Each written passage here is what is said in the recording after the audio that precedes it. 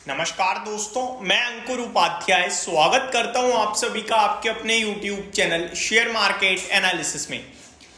कल आप सभी के साथ डिस्कस किया था कि ये शेयर आपको टूटता हुआ दिखेगा और 10% तक टूट सकता है, मॉर्निंग में गैप डाउन हो सकता है।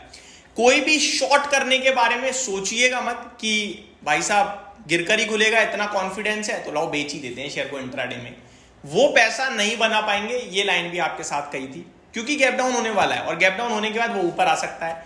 आपको कोशिश करनी है डे लो के आसपास एक्यूमुलेट और खरीदारी करने की। अब वो बहुत मुश्किल होता है, तो मैंने एक एडिशनल लाइन ऐड करी थी कि आपको खरीदारी करनी है जब 3:30 बजने वाले हों, स्टॉक डे लो के पास हो तो आप उठा लेना।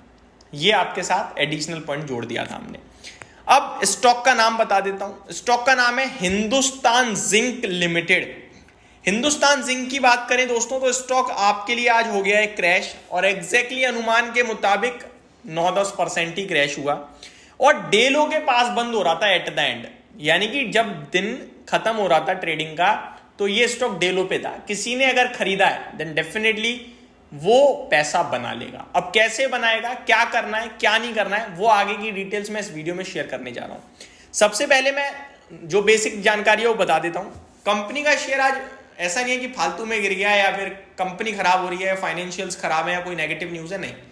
वेदांता जो कि इनकी प्रमोटर कंपनी है वो 3.17% स्टेक OFS के जरिए इसमें बेचते हुए दिख रहे हैं, और OFS आज नॉन रिटेल कैटेगरी के लिए खुला था, यानी कि बड़े इन्वेस्टर्स के लिए, और OFS का प्राइस 486 रुपीज का तय करा गया है।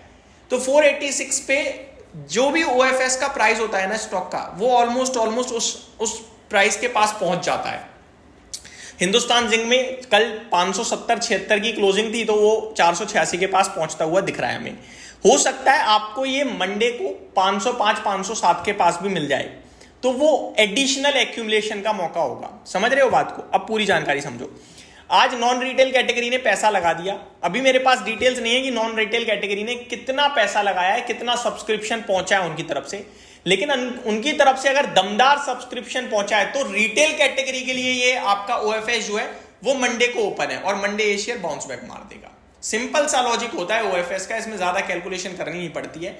OFS हमेशा 2 दिन ओपन होता है, हमेशा नहीं, मैक्सिमम केसेस में। पहले दिन नॉन रिटेल के लिए, दूसरे दिन रिटेल के लिए।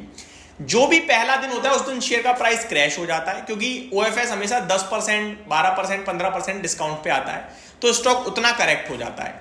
और जब वो उतना करेक्ट होता है उस पर खरीद लो, और अगले ही दिन जब रिटेल कैटेगरी के लिए ओपन होता है OFS, उस दिन स्टॉक का प्राइस 3 से 5% का ऊपर की तरफ मूव दे देता है। ये मैंने 10 में से 8 शेयर्स में देखा है। बहुत ही सिंपल तरीका होता है।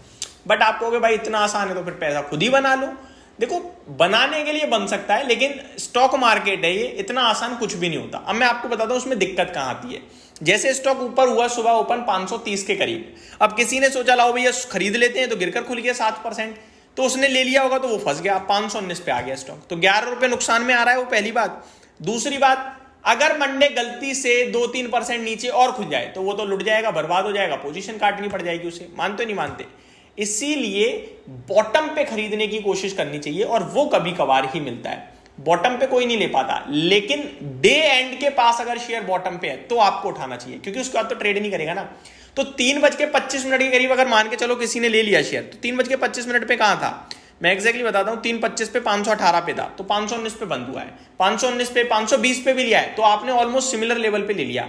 अब मंडे को अगर गिरेगा तो आपको लॉस, और मंडे को बढ़ेगा तो आपको प्रॉफिट है। मेरे को लगता है मंडे टू ट्यूसडे में ये 540-45 आ जाएगा, इसकी वजह से आपको पैसा बन जाएगा। तो ये वन डे स्टोरी रहती है। देखो, वन डे स्टोरी में 2-3 जगह प्ले करता हूं, एक OFS, एक डिविडेंड, इस जगह पैसा बन जाता है, और एक रिजल्ट। बट रिजल्ट में बहुत रिसर्च करनी पड़ती है, तब कहीं जाके बनता है, और 10 में से 7 बार बनता है, 3 बार लॉस भी आता है, और हर सिचुएशन में लॉस आने की प्रोबेबिलिटी पूरी होती है। कोई भी मार्केट में कह रहा है ना कि घाटा हो ही नहीं सकता इस स्ट्रेटेजी में, कान पे दोस्त के थप्पड़, ऐसा कोई स्ट्रेटेजी नहीं है भाई, कुछ नहीं है। ये शेयर बाजार है, हर तरह से नुकसान आ जाता है, बिना बताए आ जाता है, घुस जाता है और पैसा लेके चला जाता है। तो आपको सावधानी पूरी रखनी पड़ती है। लेकिन मेरा मानना यह है कि अगर किसी ने कल वाली वीडियो देखी और आज शेयर खरीदा है तो आप निश्चिंत रहो, टेंशन मत लेना। दूसरा सवाल, कमेंट आया था कल कि भाई ये तो नए के लिए हो गया, हम पे तो पहले से पड़ा है, हम क्या करें। देखो भाई, ये शेयर बाजार है, अनिश्चितताओं का खेल कहते हैं ऐसे। अब ये आपको भी नहीं पता था, मुझे भी नहीं पता था कि OFS आ जाएगा, और OFS जैसी खबरें हमेशा पोस्ट मार्केट आती हैं, अगले दिन रिएक्शन आता है।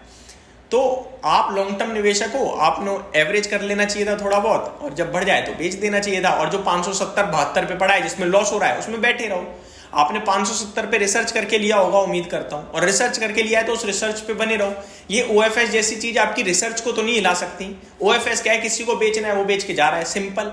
इससे ज्यादा कुछ नेगेटिव थोड़ी हुआ। कंपनी तो वैसे ही खड़ी है, जो पहले रिसर्च पे थी वही आज भी रिसर्च पे है।